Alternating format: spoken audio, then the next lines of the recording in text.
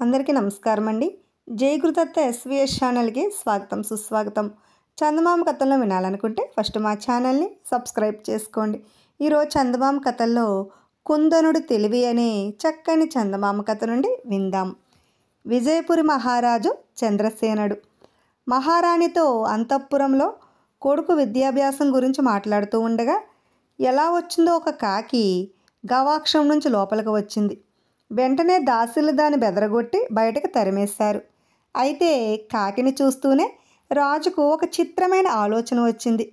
ఆయన అప్పటికప్పుడు మంత్రిని కబురు చేసి మన విజయపూర్ రాజ్యంలో ఎన్ని కాకులున్నాయో పొరపాటు లేకుండా సరిగ్గా చెప్పగల వ్యక్తికి మంచి బహుమానం ఇద్దాం, కానీ చెప్పగలనంటూ వచ్చి సరిగ్గా చెప్పలేని వాడికి 20 కొరడా దెబ్బలు శిక్ష ఉంటుంది.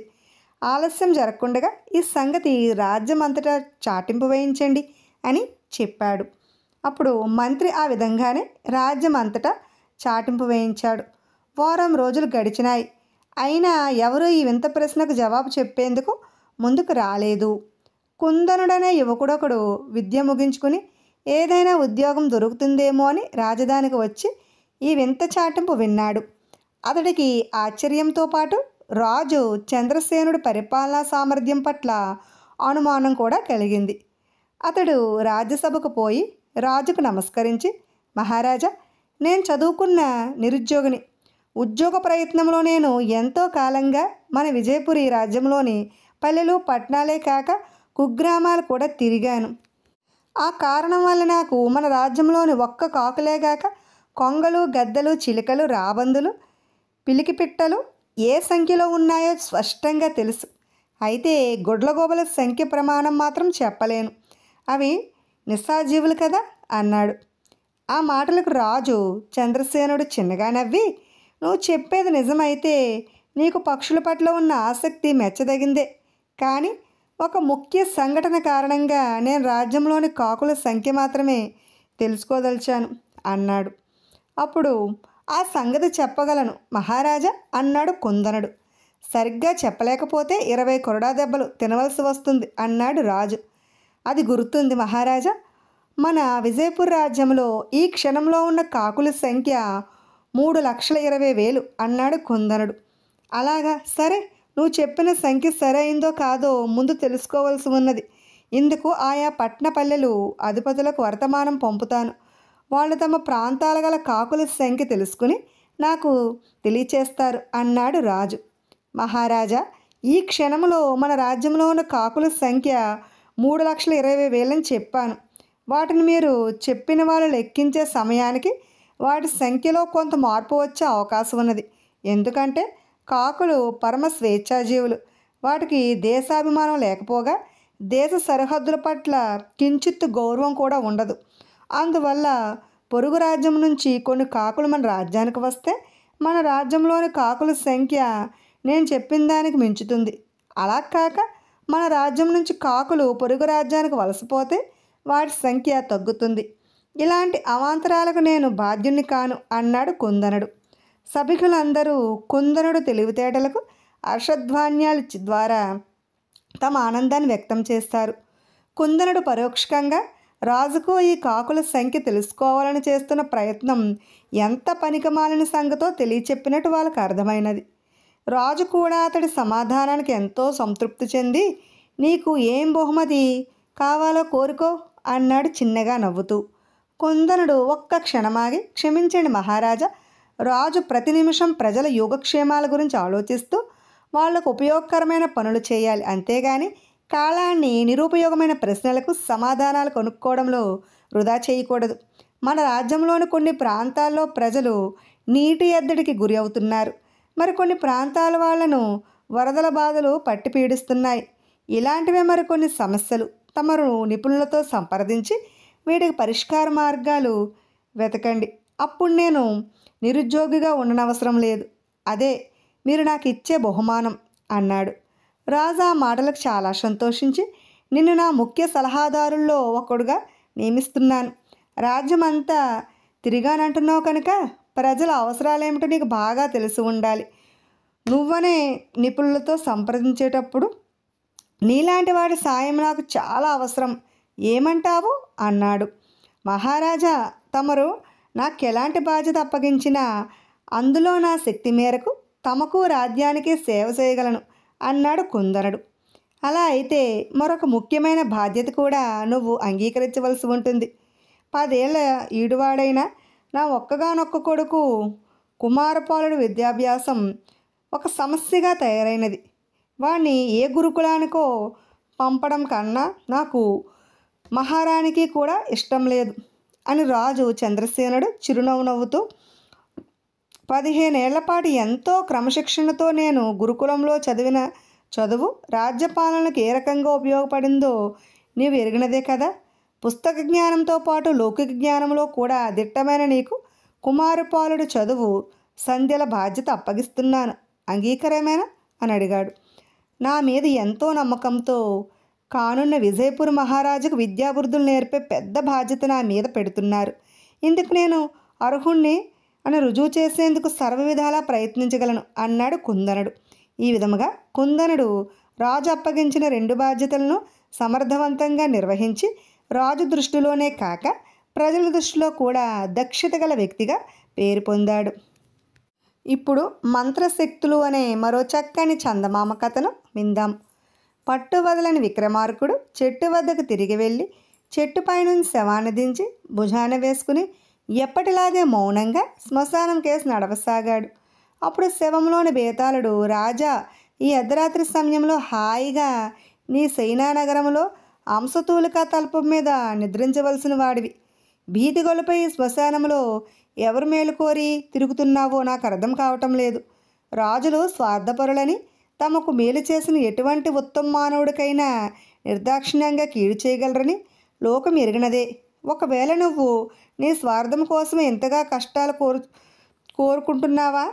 అదే నిజమైతే నీలాంటి రాజు కథ చెబుతాను, శ్రమ తెలియకుండా విను అంటూ ఇలా చెప్పసాగాడు. శరభయ్య అనే మాంత్రికుడు సూర్యోదయం వేళ నదిలో శుచిగా స్నానం చేసి నది ఒడ్డున ఉన్న ఒక పెద్ద ఊడల మర్రి కింద పూజ ముగించుకుని బయలుదేరిపోతూ ఉండగా అక్కడికి ఒక వ్యక్తి వచ్చాడు. అతడి వేషధారణను బట్టి ఎవరైనా ఇట్టే అతడు మాంత్రికుడని ఊహించుకుంటారు. శరభయ్య అతడి ముఖం కేసి ఆశ్చర్యపోతూ తేరిపారా చూసేంతలో ఆ వచ్చినవాడు, శరభయ్య అనే మంత్రాలు నేర్చిన వాడివి నువ్వే కదా అని అడిగాడు. ఆ ప్రశ్నకు శరభయ్య కోపం తెచ్చుకుని, మంత్రాలు నేర్వటం కాదు, మంత్రశాస్త్రాన్ని ఆపోసన పట్టిన వాడిని. నేను మహామాంత్రిక శక్తులు కలవాడనన్న సంగతి ఈ రాజ్యంలో చాలామందికి తెలుసు అన్నాడు. అలాగా, నేనే పొరుగు రాజ్యం వాడిని, మహా అద్భుత శక్తులు సాధించిన మంత్రవేత్తనని ఆ రాజ్యంలో ప్రతి ఒక్కరికి తెలుసు. నా పేరు దేవయ్య అన్నాడు ఆ వ్యక్తి. ఒకే కాలంలో 2 సమాన శక్తివంతులైన మాంత్రికులు ఉండటం అసంభవం అన్నాడు శరభయ్య. ఆ మాట నిజం. నువ్వు నాకంటే ఎక్కువ అద్భుత శక్తులు కలవాడవని రుజువు చేయగలవా అని ప్రశ్న వేశాడు దేవరయ్య. చేయగలను. నేను తలుచుకుంటే తాగడానికి నీరు లేకుండా ప్రజలను మలమల మార్చేయగలను అన్నాడు శరభయ్య. నేను క్షణాల మీద నీరు పుట్టించి ఆ ప్రజల ప్రాణాలను కాపాడగలను అన్నాడు దేవయ్య. ఆ జవాబుకు శరభయ్య పౌరుషపడి, నేనేనా తీసిపోయింది, గడ్డి పరకు కూడా మొలవని బీడుల్ని సుక్షేత్రాలను చేయగలను అన్నాడు. ఓస్, అంతే కదా, నేను వాటిని క్షణంలో బుగ్గి చేసేయగలను అన్నాడు దేవయ్య. శరభయ్య విసుగుపడుతూ, ఇన్ని మాటలెందుకు? నా అద్భుత శక్తుల్లో నీకు నమ్మకం కలిగించడానికి ఏం చేయాలో చెప్పు, ఈ క్షణంలోనే నా శక్తి నిరూపిస్తాను అన్నాడు. దేవయ్య తాపీగా, నువ్వు నిజంగా అంత గొప్ప మాంత్రికుడవైతే దీర్ఘవ్యాధులతో బాధపడే వాళ్లకు నీ మంత్రశక్తులతో త్వరగా స్వస్థత కలిగించగలవా అని అడిగాడు. శరభయ్య వెంటనే, స్వస్థత కలిగించగలను అన్నాడు. నీరు సృష్టించగలవా అన్నాడు దేవయ్య. శరభయ్య ఆ పని చేయగలనంటూ తల ఊపాడు. దేవయ్య ఒక్క క్షణమాగి, మనుషుల్లో ఎవరు మంచి బుద్ధి గలవాళ్ళో ఎవరు ద్రోహబుద్ధి గలవాళ్ళో ఎంచి చెప్పగలవా అని అడిగాడు. శరభయ్య అదీ చేయగలనంటూ తల ఊపాడు. అప్పుడు దేవయ్య, ఎదుటి వాళ్ళు తమ మనసుల్లో అనుకునేవి సరిగ్గా అంచనా వేసి బయట పెట్టగలవా అన్నాడు. శరభయ్య ఆ పని చేయగలనని నన్ను ఇన్ని విధాలా పరీక్షిస్తున్నావు కదా, నేను చేస్తానన్న అద్భుతాలు నువ్వు చేయగలవా అని అడిగాడు. ఓ, తప్పకుండా అన్నాడు దేవయ్య. ఉత్తి మాటలతో లాభం లేదు, పందెం వేద్దాం అన్నాడు శరభయ్య. ఏమిటా పందెం అన్నాడు దేవయ్య. అది నీకే వదిలేస్తున్నాను, ఎలాంటి పందానికైనా నేను సిద్ధం అన్నాడు శరభయ్య. దేవయ్య ఒక్క క్షణం ఆలోచించి, ఓడినవాడు గెలిచినవాడికి దాసోహం అనాలి, ఆ తర్వాత మంత్రశక్తుల జోలికి పోకూడదు అన్నాడు. ఈ పందెం నాకు ఇష్టమే అన్నాడు శరభయ్య. అయితే చిన్న షరతు, ముందుగా నీ అద్భుతాలు ప్రదర్శించిన తర్వాతే నేను నా అద్భుతాలు ప్రదర్శిస్తాను అన్నాడు దేవయ్య. అందుకు శరభయ్య ఒప్పుకున్నాడు. మంత్రగాళ్ళు ఇద్దరూ కలిసి మిట్ట మధ్యాహ్నం వేళకు ఒక గ్రామం చేరారు. ఎంతో కాలంగా అక్కడ వర్షాలు లేనందున పొలాలన్నీ బీడుపడి ఉన్నాయి. చెరువులు బావులు పూర్తిగా ఎండిపోవడంతో ప్రజలు తాగే నీరు కూడా లేక కటకటలాడిపోతున్నారు. సరే, ఇక్కడ నీ మంత్రశక్తులు ఏ పాటవో ప్రదర్శించు, చూస్తాను అన్నాడు దేవయ్య. శరభయ్య కొద్ది నిమిషాలు కళ్ళు మూసుకుని ఏదో స్మరించాడు. తర్వాత కుడి చేతి చూపుడు వేలిని గాల్లో తిప్పి కళ్ళకు తాకించుకున్నాడు. ఆ మరుక్షణం పెలపెలా రావాలతో ఆకాశంలో మబ్బులు కమ్మి కుండపోతగా వాన కురిసింది. విజయగర్వంతో దేవయ్య వంక చూశాడు శరభయ్య. అయితే దేవయ్య అతన్ని మెచ్చుకుని, మొదట్లో ఏమో అనుకున్నాను, కానీ నువ్వు ఎంతో ఎంతో మంత్రశక్తుల కలవాడవన్నమాట, నిజం అన్నాడు నవ్వుతూ. నాది అంతో ఇంతో మంత్రశక్తా? అవమానం, చూస్తాను నీ మంత్రశక్తితో వాన కురిపించు అన్నాడు శరభయ్య. దేవయ్య చిరునవ్వు నవ్వి, షరతు సంగతి మర్చిపోయావా? ముందు నీ మంత్రశక్తులు ప్రదర్శించాలన్న నియమం ఉన్నది కదా అన్నాడు. సరే, అలాగే కానివ్వు అన్నాడు శరభయ్య. రాజధాని నగరం వెళ్దాం. ఈ దేశాలనే రాజు కూతురు ఎంతో కాలంగా కుదరని వ్యాధితో మంచం పట్టి ఉన్నదని విన్నాను. నీ మంత్రశక్తితో ఆమె వ్యాధి కుదుర్చు, చూద్దాం అన్నాడు దేవయ్య. ఇద్దరూ రాజధాని చేరి రాజదర్శనం చేసుకున్నారు. రాజు వాళ్ళను తన కుమార్తె ఉన్న గదికి తీసుకుపోయాడు. శరభయ్య రాకుమారి మంచం పక్కన కొంతసేపు నిలబడి చూపుడు వేలును కళ్ళకు తాకించి కొద్ది క్షణాలు ఏదో స్మరించాడు. కొన్ని క్షణాలు గడిచేసరికి రాకుమారి నవ్వుతూ మంచం మీద నుంచి లేచి కూర్చున్నది. ఎంతో కాలంగా ఆమెను పీడిస్తున్న వ్యాధి మొటమాయమైనది. రాజు చాలా సంతోషించాడు. అప్పుడు దేవయ్య రాజుతో కొద్దిసేపు ఏకాంతంగా మాట్లాడి శరభయ్య దగ్గరకు వచ్చి, రాజుగారికి తన పరివారంలో కొందరు విద్రోహులున్నారని అనుమానంగా ఉన్నదట, వాళ్ళెవరో చెప్పు అన్నాడు. శరభయ్య రాజుగారి పరివారజనాన్ని సైనికులను పరిశీలించి వాళ్ళల్లో ఆయన మీద కుట్ర పన్నుతున్న వాళ్ళను సంజయ్ ద్వారా దేవయ్యకు చూపించాడు. దేవయ్య ద్వారా సంగతి విన్న రాజు ఆ కుట్రదారులను తన అంగరక్షకుల చేత బంధింపచేసి కారాగారంలో వేయించాడు. తర్వాత ఆయన సభ తీరు ఉండగా దేవయ్య శరభయ్య మంత్రశక్తులను గొప్పగా పొగిడి అతనితో, మన షరతు ప్రకారం నువ్వు మరొక్కసారి నీ మంత్రశక్తులను ప్రదర్శించవలసి ఉన్నది. నువ్వు ఆ పని చేయగలిగితే నేను నువ్వు కోరిన విధంగా నా మంత్రశక్తులు చూపగలను. ఇప్పుడు నేను మనసులో ఏమనుకుంటున్నానో చెప్పు అన్నాడు. శరభయ్య 2 క్షణాలు కళ్ళు మూసుకుని చూపుడు వేలిని కళ్ళకు తాకించి కళ్ళు తెరుస్తూనే దేవకేశ రౌద్రంగా చూస్తూ, నీ మనసులో ఏమనుకుంటున్నావో చెప్పమన్నావా? ఆ సంగతి నిజం చెప్పినా కాదని నేను ఓడిపోయినట్టు అనదలిచావు. తర్వాత ఎలాగైనా నా చూపుడు వేలిని ఖండించి నాకు మంత్రశక్తులు లేకుండా చేయదలిచావు అన్నాడు. ఆ మాటలు వింటూనే దేవయ్య నిర్ఘాంతపోయాడు. శరభయ్య గట్టిగా పొళ్ళు కొరుకుతూ, దుష్టుడా, నువ్వెవరో కూడా నాకు తెలిసిపోయింది. నువ్వు సాటి మాంత్రికుడు కాదు. నీ పేరు దేవయ్య కాదు, దేవదత్తుడు. ఈ దేశపు మంత్రివి. ఏ మందులకు లొంగని రాజకుమార్తె వ్యాధిని నా చేత నయం చేయించేందుకు ఈ కపట నాటకం అంతా ఆడావు అన్నాడు. ఆ మరుక్షణం రాజు సొంగ చేయగా 4 భటులు శరభయ్య మీద పడి ముందుగా అతడి పెడరెక్కలు విరిచికట్టి శిరస్సును ఒక గోనె సంచిలో దూర్చి తాళ్లతో బిగించారు. వీని వెంటనే వైద్యస్థానానికి తీసుకుపోయి చిరచ్ఛేదం చేయండి అని రాజు భటులను ఆజ్ఞ ఇచ్చాడు.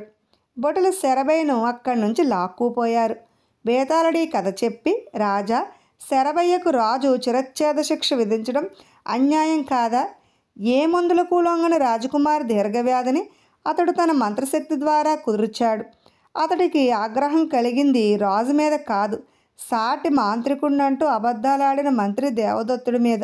అలాంటప్పుడు రాజు శరభయ్యను ఘనంగా సత్కరించకపోగా ఇలా మరణశిక్ష విధించడం న్యాయమేనా? ఈ సందేహాలకి సమాధానం కూడా తెలిసి చెప్పకపోయావో నీ తల పగిలిపోతుంది అన్నాడు. దానికి విక్రమార్కుడు, రాజైనవాడు తన క్షేమం, కుటుంబ క్షేమంతో పాటు దేశ ప్రజల క్షేమం కూడా చూడవలసి ఉంటుంది. శరభయ్యకున్న మంత్రశక్తులు సాటిలేనివి. కావాలనుకుంటే అతడు వాటిని పదుగురు మేలు కోసం, కీడు కోసం కూడా యథేచ్ఛగా ఉపయోగించగలడు. అతడికి ఇప్పటికే మంత్రి పట్ల బాగా శత్రుభావం ఏర్పడినది. మంత్రిని శత్రువుగా భావించినవాడు రాజును విడిచిపుచ్చుతానన్న నమ్మకం ఏమిటి? అలాంటి అద్భుత మంత్రశక్తులున్నవాడు ఏనాటికైనా తప్పకుండా ప్రమాదకరుడుగా కాగలడని గ్రహించడం వల్లే రాజు శరభయ్యకు చిరచ్ఛేద శిక్ష విధించాడు అన్నాడు. రాజుకి ఈ విధంగా మౌనభంగం కలగగానే బేతాళుడు శవంతో సహా మాయమై తిరిగి చెట్టెక్కేశాడు. ఇప్పుడు పేడ విరగడానే మరో చక్కని చందమామ కథను విందాం. గోపతికి పట్నంలోని ప్రభుత్వ కచేరీలో ఉద్యోగం. మనిషి చాలా మొహమాటస్తుడు. అతడు పెళ్లి చేసుకుని భార్యని కాపరానికి తెచ్చుకున్నాడు. వింతేమంటే అతడి భార్య సునంద కూడా పెద్ద మొహమాటస్తురాలు. ఆమె కాపరానికి వచ్చిన మొదటి రోజున వంట విషయంలో భార్యాభర్తలిద్దరూ చాలా మొహమాట పడిపోయారు. గోపతి దిక్కులు చూస్తూ భార్యతో, కొత్త కదా, నీకు వంట చేయటం కొంత ఇబ్బందిగా ఉండొచ్చు.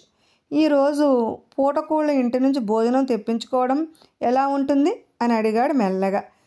భర్తను వంటకు కావలసిన వస్తువులు తెమ్మని చెప్పేందుకు తటపటాయిస్తున్న సునంద చిన్న గొంతుతో, మీరు వంటకు అవసరమైన సామాన్లు తెస్తే వంట చేయడం నాకేమి ఇబ్బంది కాదు అన్నది. ఈ మొహమాటం దంపతుల సంసారయాత్ర ఈ విధంగా ప్రారంభమైనది. ఒకనాడు సాయంకాలం వాళ్ళిద్దరూ పట్టణం శివారులో ఉన్న శివాలయానికి వెళ్ళి చీకటిపడి తిరిగి వస్తున్నారు. దారిలో నడవలేని స్థితిలో ఉన్న ముసలోడొకడు గోపతితో, బాబు, కొళ్ళు తిరిగి పడిపోయేలా ఉన్నాను, కాస్త నీ చెయ్యి ఆసరా ఇచ్చి పుణ్యం కట్టుకో అన్నాడు. గోపతి ఆ ముసలివాడికి చెయ్యి ఆసరా ఇచ్చి నడిపించసాగాడు. ఇంతలో ఆ దారి వెంట వస్తున్న ఇద్దరు పెద్ద మనుషులు గోపతి కేసు కోపంగా చూస్తూ, చూడబోతే చదువుకున్నవాడిలా ఉన్నావు, ఆ మాత్రం జ్ఞానం లేకపోతే ఎలా? ముసలి తండ్రికి నువ్వు ఇచ్చే గౌరవం అదా అంటూ గట్టిగా చివాట్లు పెట్టి ఆ పక్కనే పోతున్న బాడుగుమణిని కేకవేశారు. ఆ ముసలాడు తన తండ్రి కాదని చెప్పేందుకు గోపతి ఒక్క క్షణం మొహమాటపడి ఏమి చేయటమా అని ఆలోచిస్తున్నంతట్లో బండివాడు ముసలివాడిని బండెక్కించి, అలా చూస్తారా, ఎక్కండి త్వరగా అన్నాడు గోపతి సునందలతో. మారుపక్కలకు కూడా భార్యాభర్తలు బండి ఎక్కి కూర్చున్నారు. వాళ్ళు ఇల్లు చేరేసరికి జ్వరంతో ముసలాడి ఒళ్ళు కాలిపోతున్నది. సునంద ముసలాడికి పడక సిద్ధం చేసింది. గోపతి వెళ్ళి వైద్యుని తీసుకువచ్చాడు. 4 రోజులు గడిచి గోపతి 100 రూపాయలు ఖర్చయ్యాయి. ముసలివాడు పూర్తిగా కోలుకున్నాడు. అయితే అతను ఆ భార్యాభర్తలతో ఈ ఇల్లు వదిలి వెళ్ళే ప్రసక్తే లేదు. మరి 4 రోజులు చూసి గోపతి భార్యతో, ఈ ముసలివాడు ఎప్పుడు వెళ్తాడో ఏమో అన్నాడు. ఆయన్నే అడగకూడదా అన్నది సునంద. రేపు భోజనాలు అయ్యాక అడుగుదామన్నాడు గోపతి. అలా అడగడం తన వల్ల కాదని భర్తకు చెప్పడానికి మొహమాట పెట్టి సునంద మెదలకుండగా ఊరుకున్నది. ఇలా మరి 2 రోజులు గడిచాక ముసలివాణ్ణి తమ నోటితో వెళ్ళమని చెప్పడం తమకు సాధ్యపడదని భార్యాభర్తలు గ్రహించారు. గోపతికి ఒక ఆలోచన వచ్చింది. అతను ముసలివాడితో, రేపు తెల్లవారుజామున నేను సునంద వాళ్ళ పుట్టింటికి వెళ్తున్నాం, అక్కడ ఒక వివాహానికి హాజరు కావాలి, 2 రోజుల తర్వాత కానీ తిరిగి రాము అన్నాడు. హాయిగా వెళ్ళిరండి, ఈ 2 రోజులు నా భోజనం గురించి మీరు మొహమాట పడకండి, ఏదో నా తంటాలు నేను పడతాను అన్నాడు ముసలివాడు తాపీగా. ఈ జవాబు విని గోపతి ఉలిక్కిపడ్డాడు. చేసేది లేక మరనాడు పొద్దున్న భార్యను తీసుకుని పట్టణంలో మరొక మూల ఉన్న సత్రంలో 2 రోజుల పాటు గుట్టుగా కాలం గడిపి తిన్నగా ఇంటికి తిరిగి వచ్చాడు. ఇక ఆ ముసలాడువాడి పీడ ఎలా విరగడవుతుందో ఎంత ఆలోచించినా ఆ భార్యాభర్తలకు ఏమాత్రం అంటపట్టలేదు. ఒకనాటి రాత్రి వాళ్ళు ముసలివాడిని గురించి మాట్లాడుకుంటూ ఉండగా ముసలాడు గదిలో పడుకున్న ముసలాడు లేచి వచ్చి, చూడండి, నన్ను గురించిన కబుర్లతో మీ నిద్రలు పాడు చేసుకుని నా నిద్ర చెడగొట్టవద్దు. నేనే ఇల్లు వదిలి వెళ్ళేది లేదు.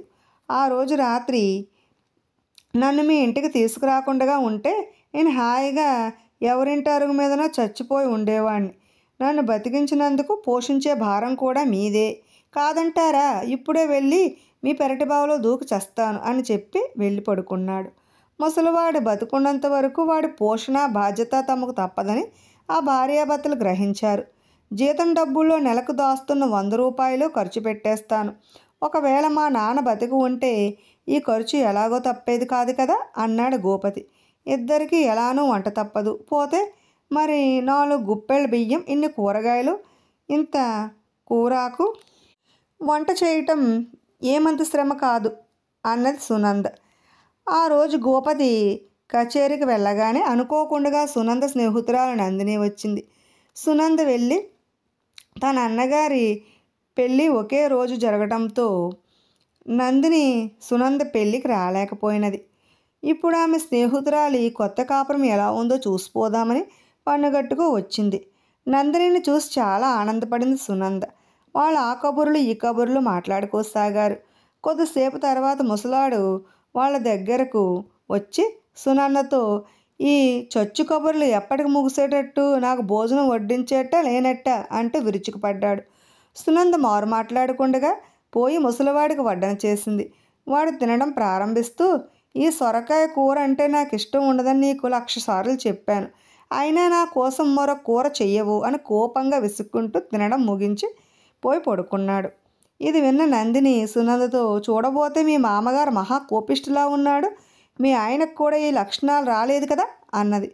ఆ ముసలతను మా మామగారు కాదు, దారిపోయేవాడిని తెచ్చి సినిలా నెత్తినెక్కించుకున్నాం అంటూ సునంద స్నేహితురాలికి జరిగిందంతా చెప్పింది. మీ మొహమాటం ఎంత చేసిందన్నమాట అంటూ నందిని ఆశ్చర్యపోయింది. ఏం చెయ్యం చెప్పు, గట్టిగా పొమ్మంటే మా పెరట్లోని బావిలో దూకి చస్తానంటున్నాడు. ఇదే జరిగితే 10 మందిలో మా పరువు ఏం కాను అన్నది సునంద. ఇలా చస్తానంటూ బెదిరించే వాళ్లకు చావంటే మహా చెడ్డ భయం ఉంటుంది. నేను చిటుకులో ముసలివాడి పేర విరగడ చేయగలను.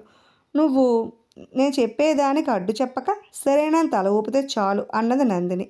తర్వాత ఆమె కొంచెం పంచదార బాగా నూరి పొట్లం గట్టి తన దగ్గర ఉంచుకున్నది. ఎండవేడి తగ్గి బాగా చల్లబడినాక ముసలివాడు నిద్రలేచి పలహారం కోసం వంటగదికేసి బయలుదేరాడు. అప్పుడు వంటగదిలో సునందతో ఉన్న నందిని ముసలివాడిని చూడనట్టుగా, సునంద, చచ్చిపోయే ముసలివాడిని బతికించినందుకు అతన్ని పోషించే భారం మీదే అవుతుంది. అయితే ఆ స్తోమత మీకు లేదంటున్నావు. అటువంటప్పుడు అతడు కనీసం సుఖంగా చచ్చిపోయేలా చూడటం నీ ధర్మం కదా అన్నది. ఆ మాట నిజమే అన్నది సునంద. అవునా, నా దగ్గర ఒక రకం విషం ఉన్నది. దాన్ని ఒక చిటికెడు ముసలాయన భోజనంలోనో ఫలహారంలోనో కలుపు. వారం తర్వాత ఆయన చేసిన పుణ్యపాపాలను బట్టి అటు స్వర్గమో నరకమో చేరిపోతాడు. విషప్రయోగం జరిగినట్టు ఆఖరికి ధన్వంతరి లాంటి వైద్యుడు కూడా కనిపెట్టలేడు.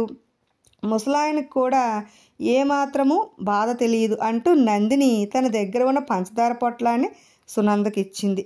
వంటగది యువతల ఉండి ఇదంతా విన్న ముసలాడికి కళ్ళు బైర్లు కమ్మినాయి. అతను వెనుదిరిగి తన సామాను సర్దుకుంటూ, సునంద, అమ్మాయి, నేను వెళ్తున్నానని మనసు కష్టపెట్టుకోకు. ఈ వయసులో ఇలా ఒక చోట ఉండే కంటే అలా తీర్థయాత్రలు చేస్తూ తిరగాలన్న బుద్ధి పుట్టింది. తెల్లవారి చెప్పడం మరిచాను. రాత్రి కల్లో ఏదో దేవత నన్ను ఇలా హెచ్చరించింది. నేను వెళుతున్నాను అన్నాడు. అదేమిటి, వారికి చెప్పకుండానే వెళ్తారా? సరే, అంతగా వెళ్ళదలిస్తే ముందు ఫలహారం చేయండి అన్నది సునంద. ఫలహారం మాట వింటూనే ముసలివాడు నిలువెల్లా కంపించిపోయి క్షణం ఆలసించేందుకు కూడా లేకుండా మళ్ళీ వర్జం వస్తుంది అంటూ బయటకు వెళ్ళిపోయాడు. ఆ సాయంత్రం గోపతి కచేరీ నుంచి తిరిగి రాగానే సునంద జరిగిందంతా అతడికి చెప్పి, ఈ నందిని పుణ్యమా అని ఆ ముసలివాడి పేడ విరగడయింది అన్నది. గోపతి ఏదో అనబోయే అంతలో నందిని కల్పించుకుని, ముందు మీ ఇద్దరు మీలో ఉన్న అతిమొహమాటం అన్న పీడను విరగడ చేసుకోవాలి. అంతో ఇంతో పరోపకార బుద్ధి లేనివాడు మనిషి అనిపించుకోడు, కానీ తాహతాకు మించిన పరోపకారం చిక్కులకు దారితీస్తుంది అన్నది. ఈ సంగతి మేము అనుభవపూర్వకంగా తెలుసుకున్నాం, అవునా అంటూ గోపతి భార్యకేసి చూశాడు. సునంద చిరునవ్వుతో అవునన్నట్లు తల ఊపింది. విన్నారు కదండి. ఇటువంటి మరెన్నో చక్కని చందమామ కథలను వినాలనుకుంటే ఫస్ట్ మా ఛానల్ని సబ్స్క్రైబ్ చేసుకోండి, బెల్ ఐకాన్ క్లిక్ చేయండి. మేము చేసిన వీడియోస్ నోటిఫికేషన్ కోసం బెల్ ఐకాన్ క్లిక్ చేయండి. లైక్ చేయండి, షేర్ చేయండి, కామెంట్ చేయండి. Thanks for watching.